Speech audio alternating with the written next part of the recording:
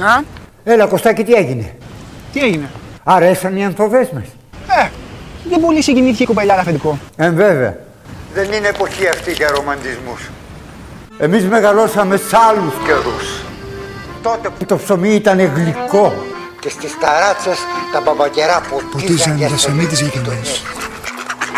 Δώσ' του το στάκαμαν και δώσ' του το δίτερμα στις αράνες και επιταχιώτη στο πικάπ στα πρώτα πάρτι. Και μια και δυο καβαλούσε με τα απογέματα τα μοτοσακό και κινούσαμε για του Πανάγου του. Του Βούρβαχη. Του Βούρβαχη, ναι. Πρέφα! Δυο δεκάρες στο καπίκι. Να γλεντήσουμε τα μεράκια μας ώσπου να έρθει το γλυκό χάραμα. Και ήταν το άνθρακο. Καβαλάγαμε τα κοσά του τσάρκα τζιτζιφιές μερακλαντάν το μαγαζί. Έλα Κωστάκη. Ακούω. Και μανταμίτσες καθώς πρέπει. Τσέρι, βερμούτ και πίπερμα.